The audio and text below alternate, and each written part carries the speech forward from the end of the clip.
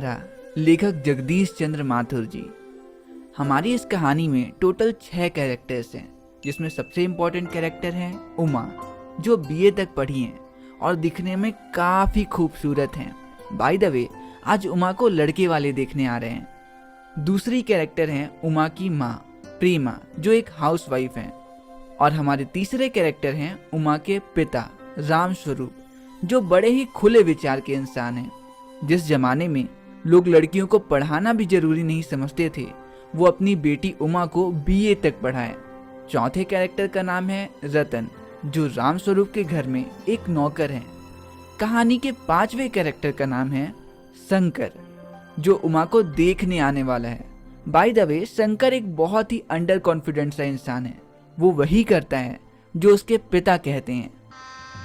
गजब बेइज्जती है।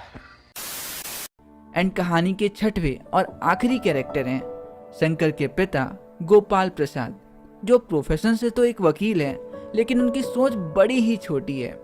वो अपने बेटे को तो मेडिकल की पढ़ाई करा रहे हैं, लेकिन उन्हें बहू बस 10वीं पास ही चाहिए। ओ सॉरी, 10th फेल होगी तब भी चलेगी।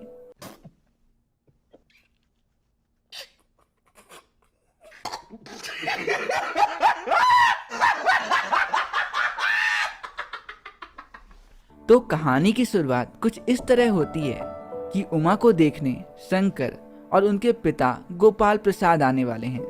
अब जो कि उमा को देखने लड़के वाले आ रहे हैं, तो उमा के पिता राम स्वरूप अपने नौकर रतन के साथ घर के बैठक वाले कमरे को सजाने में लगे हैं। वो जमीन में नई दरी और टेबल में नया कवर बिछा देते हैं और बैठक में रखे तख्त पर एक नया सा चादर बिछाकर उसमें हारमोनियम और सितार सजा देते हैं, ये दिखाने के लिए कि हमारी बेटी को गाना बजाना भी आता है। तभी राम स्वरूप की पत्नी प्रेमा आकर कहती है, सुनो जी, उमा मुंह फुलाकर बैठी है। इस पर राम स्वरूप अपनी पत्नी प्रेमा से कहते हैं, प्रेमा जी, बड़ी मुश्किल से ये रिश्ता हाथ लगा है, देखो उसे थोड़ा समझा दो और थोड़ा मेकअप शेकअप कर दो। प्रेमा कहती हैं, मैं तो तैयार होने का सारा सामान सामने रखाई हूँ, लेकिन आपकी बेटी है कि मानती ही नहीं। मैं कहती थी आपसे बेटी को इतना मत पढ़ाओ, लेकिन आपको तो बस अपनी ही चलानी है ना।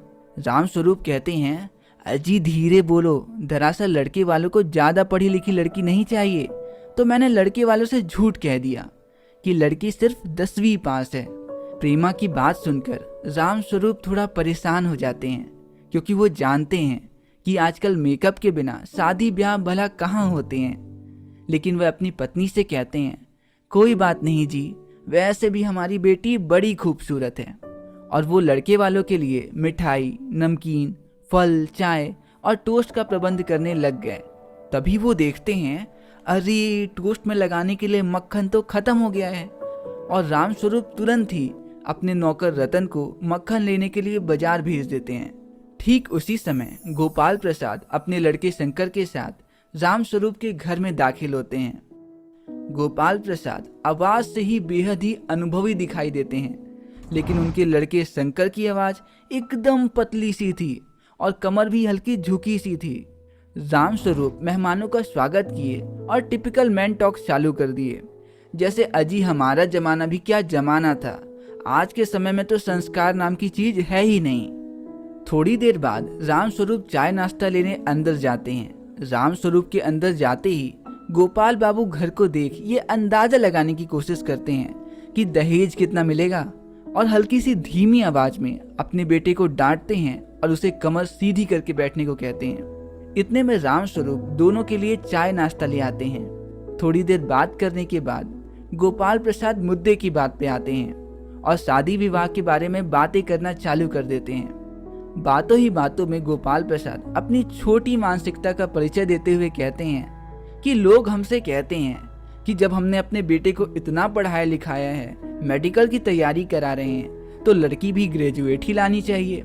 लेकिन हम तो उनको साफ साफ कह देते हैं कि अगर लड़कियां ज़्यादा पढ़ लिख जाएं और अंग्रेजी अखबार पढ़कर घर में पॉलिटिक्स करने लग जाएं, तो भैया घर गृहस्थी कैसे चलेगी फिर। और वैसे भी हमें अपने बहू से नौकरी थोड़ी करानी है। इसके बाद राम स्वरूप उमा को बुलाते हैं। उमा एक प्लेट में पान लेकर आती है और उमा की आंखों में चश्मे को देखकर गोपाल प्रसाद और शंकर एक साथ चौंक जाते हैं और पूछते हैं, चश्मा? राम स्वरूप फिर एक झूठ कह देते हैं और कहते हैं, अरे ये तो सिलाई कढ़ाई की वजह से लग गया है। सिलाई कढ़ाई की बात सुनकर दोनों को थोड़ी सी शांति मिलती है। अब गोपाल प्रसाद उमा से गाने बजाने के संबंध में पूछते हैं तो उमा मीरा का एक बेहद ही सुंदर गीत गाती है। जिसके बाद गोपाल प्रसाद उमा से पेंटिंग, सिलाई कढ़ाई और भी बहुत सी चीज़ों के बारे में पूछने लगते हैं। और इतनी सारी इन्वेस्टिगेशन उमा को बिल्कुल भी पसंद नहीं आती, इसीलिए वह कोई भी उत्तर नहीं देती है। ये बात गोपाल प्रसाद को खटकती है और वो उमा को प्रश्नों के जवाब देने को कहते हैं। बाद में उमा के पिता राम स्वरूप भी उसे जवाब देने के लिए कहते हैं। जिसके बाद उमा अपनी धीमी लेकिन मजबूत आवाज में कहती है, क्या दुकान के टेबल कुर्सी बेचते वक्त उसकी पसंद नापसंद पूछी जाती है क्या? दुकानदार ग्राहक को सीधा सामान दिखाता है और मोल भाव तय करने लग जाता है। सामान से थोड़ी ही पूछा जाता है कि सुनो टेबल, तुम्हें ये मालिक पसंद आया कि नहीं? ये सुन उमा के पिता राम स्वरूप उसे टोकते हैं और कहते हैं, ये क्या कह रही हो बेटी तुम? और गोपाल प्रसाद वो तो गुस्से से एकदम लाल हो उठते हैं। लेकिन उमा अपनी बात को जारी रखते हुए कहती है कि पिताजी आप मुझे कहने दीजिए, ये जो सज्जन व्यक्ति मुझे खरीदने आए हैं, पूछिए तो जरा इनसे, लड़कियों के दिल नहीं होते हैं क्या उन्हें चोट नहीं लगती है? अब तो गोपाल प्रसाद एकदम गुस्से में आ जाते हैं और कहते हैं, राम स्वरूप जी, क्या आप हमें यहाँ बेइज्जती करने के लिए बुलाए हैं? उमा जवाब देते हुए कहती है कि आप इतने देर से मेरे बारे में इतनी जांच पड़ताल कर रहे हैं, क्या यह हमारी बेइज्जती नहीं है? और आप मेरे बारे में तो इतनी जांच पड़ताल कर लिए, पूछिए जरा अपने लड़के से कैसे पिछली फरवरी में उसे लड़कियों के हॉस्टल से बेइज्जत करके भगाया गया था। तब गोपाल प्रसाद आश्चर्य से पूछते हैं, क्या तुम कॉलेज में पढ़ी हो? उमा जवाब देते हुए कहती है, हाँ, मैं बीए पास हूँ और पढ़ाई करके मैंने कोई चोरी नहीं की है। मैं पढ़ाई करते हुए अपनी मर्यादा का पूरा ध्यान रखी, आपके पुत्र की तरह कोई आवारागर्दी नहीं की। अब ये सुनकर शंकर और उसके पिता दोनों गुस्से से खड़े हो जाते हैं और राम स्वरूप को भला बुरा कहते हुए दरवाजे की ओर बढ़ने लगते हैं। उमा पीछे से कहती है, जाइए जाइए, मगर जाकर ये जरूर पता लगा लेना कि आपके बेटे की रीढ़ की हड्डी है भी या नहीं। गोपाल प्रसाद और शंकर वहां से चले जाते हैं। उनको जाते देख राम स्वरूप निराश हो जाते हैं और पिता को ऐसे उदास देख उमा अपने कमरे में जाकर रोने लग जाती है। और यहीं पे ख़त्म हो जाता है हमारी ये प्यारा सा चैप्टर, रीढ़ की हड्डी।